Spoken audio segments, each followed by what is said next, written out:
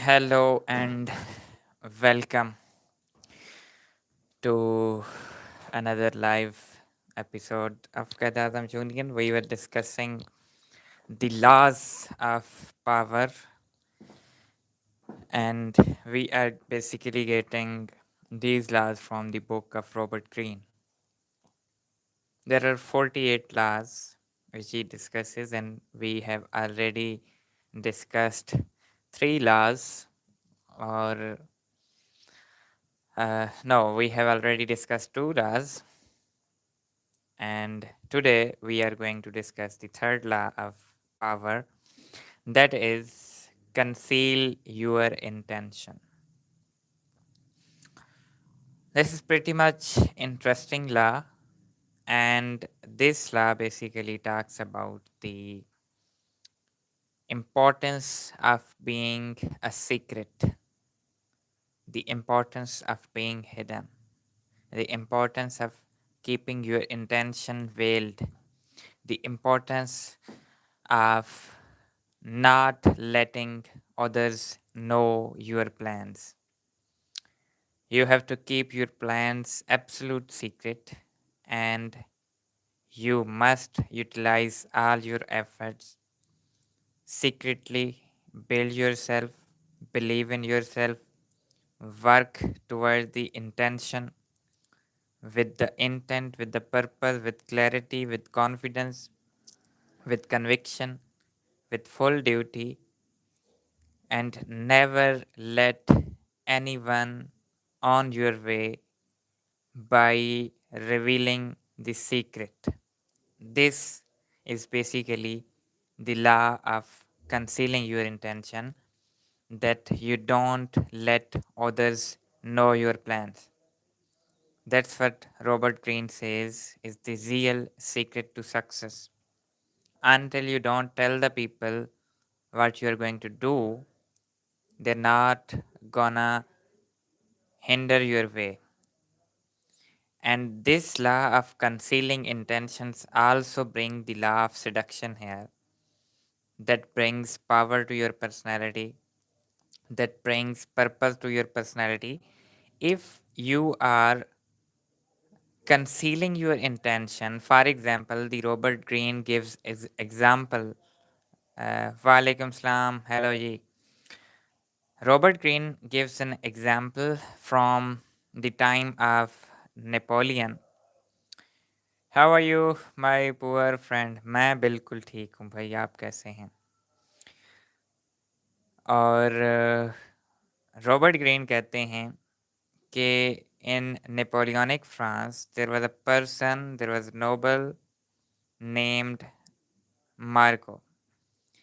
Marco loved one of the noble women who was very beautiful. In fact, Richelieu and few other influential members of Napoleon were also behind her.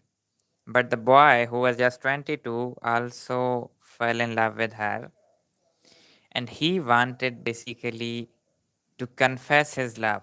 He wanted her to be her beloved. But the problem was that boy was very inexperienced, so he met a woman who was also beautiful but was in the age of almost 50s, and he told her that I want this princess for myself. So, what would you recommend? The first thing was that you need to be along with her, you need to be in the presence of her, but don't let her know that you are following her. If you ever allowed her that you are following her, if you ever let her know that you are following her, then she would obviously be, frightened.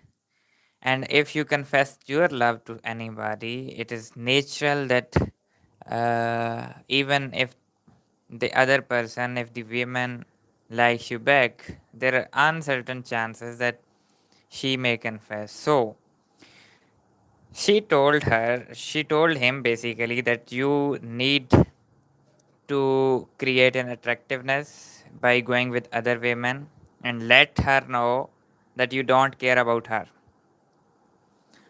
So the boy worked on the advices of the women, and it actually worked. That gradually the princess started asking about the boy, that why this boy doesn't give shit about me. I am the princess, and he is always interested in others. And then the boy knew that princess is getting under the spell of his charm, under the spell of his love. So, boy was very anxious to confess his love for her. And one day, they became alone in a situation in a party. And when the boy saw that the girl is alone, he immediately confessed that, look, princess, this was all the drama I was carrying on the purpose of some lady who told me how to seduce you. That's why I started all this, but the truth is that I love you. When he confessed that he loved her, the woman was completely uninterested, because Robert Greene says that the women are basically interested in mysteries. They are basically interested in the persons who keep their secrets, who doesn't reveal their personalities, and these mysterious personalities are basically the most important things for women, because they want to know these hidden treasure. Then the princess completely rejected him, and the boy was absolutely failed, absolutely was out of his way. The lesson here is that boy did not conceal his intentions. If he were going to have a complete spell that old woman has told him, obviously he would have gotten his way. But due to his anxiety, due to lack of his confidence in revealing the secret, due to lack of his purpose, due to lack of his conviction that he may be late, somebody else may guard the princess. Due to this fear, he chose to reveal his secret, that he basically loved her, and he was carrying all those drama to get nearer to her, and that gamble failed. There are multiple examples that why concealing your intention is very much important, because there is natural tendency of humans that they want to know the unknown. If the things are already in public, why would people would like to know about that? If the thing is already known, why would people try to acquaint with it? That's the natural thing. That's what writer says, that law of concealing intentions bring more charisma, more seduction, more purpose, and more attractiveness to the personality. And that is what you need to work on, that don't let others know what you are going to do.